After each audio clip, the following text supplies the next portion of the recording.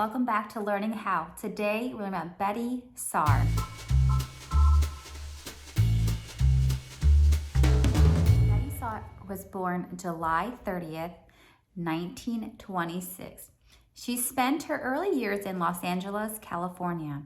But after her father's death in 1931, so she was pretty young when her father died, the family moved to Pasadena, California to live with her maternal great aunt.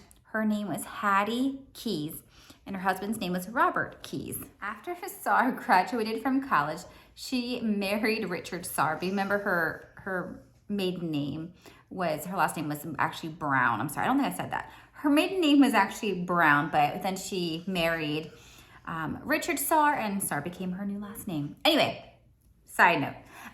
So after she married Richard Saar, she had 3 daughters, Tracy, Allison, and Leslie. Saar started her adult life as a social worker before she pursued her passion in art. Saar's art is described as being a storyteller, and she's an accomplished printmaker.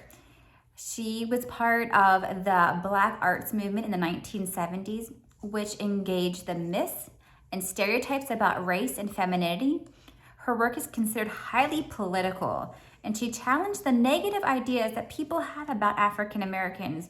And she also is known for critiquing the racism towards Black people during this time.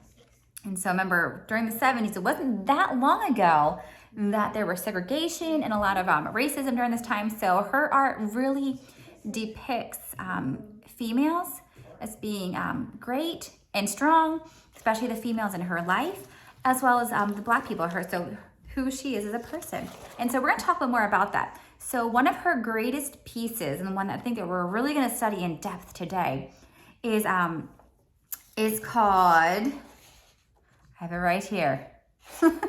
It's hard, sorry. It's on my other page. It's called Record for Hattie. So remember, her great aunt Hattie is the one who pretty much just raised her. Remember, after her dad died, they moved in with her great aunt Hattie, and she creates this beautiful piece of art for her great aunt Hattie. After I talk about it, we're gonna take a peek at it because it is just breathtaking. And so her great aunt Hattie is the one who influenced her identity as a Black woman. And she described her aunt as a woman with a dignity and poise. And she wanted to create a depiction of this type of strong Black woman in this piece of art. And so this piece of art is dedicated to her aunt. And so Record for Hattie is a mixed media assemblage. And it is made from an antique jewelry box. And on the top of the jewelry box is a broken picture frame that contains a faded picture of a woman, and this is supposed to represent her aunt. And surrounding the picture frame is a rose, and these rose materials are kind of sewn onto this piece. And so there's a white star and a crescent moon pendant that represents special things about her aunt. And in the bottom of the jewelry box, there is a metal cross on the right side, a red leather wallet that's in the middle, and the top is an image of a child, and to the left are the sewing materials that she used, I guess, to help make it. So her aunt, these are all special little things that she included that represented things for her aunt. So it didn't always say what these specific pieces, what they mean to her, but they were important to her, so she included in this assemblage.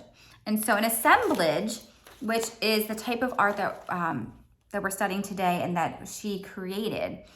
So assemblage art is made by assembling different types of elements. They can be everyday objects, or it can be things that you scavenged for. So like things that you're like, oh, I need to find something for this art project. And so I want to find things that are going to represent what I want to be presenting about.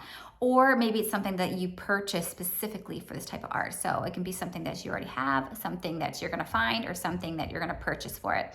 But assemblage art came out of Picasso's Cubist era. So it's not new. So she didn't create something new, but she took something that was old and created her own version of it. Hold on one second.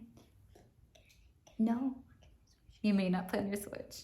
But I didn't go. Okay, we'll talk in a minute. Let me finish this. So right now you're gonna take a peek at her, the record for Hattie, and take a look at that.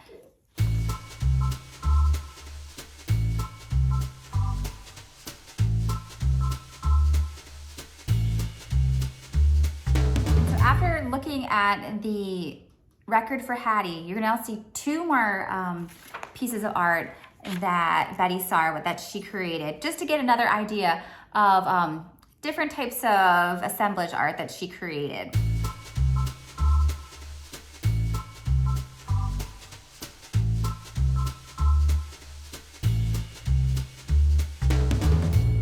Learning how today for your project, you are going to receive this 5x5, kind of like a shadow box. It's a little box that has like a little hook on the back or this, and so you can always display it afterwards at home. But it's really cool because this is something that you get to create for your own assemblage art. So I have paper that has some pretty cool designs on them that you can choose as like your background piece. I also have a few magazines that you're welcome to cut things out, but this project is very dependent upon that you're gonna bring some little trinkets from home or a picture or something from home that's going to be representative of you, because this whole piece is just supposed to be something that's special to you. So James made this himself. Oh, I'm sorry, I forgot to tell you what principal design we're gonna be talking about today. We're talking about variety. Variety is using different elements in an image to create visual interest. So let's see this.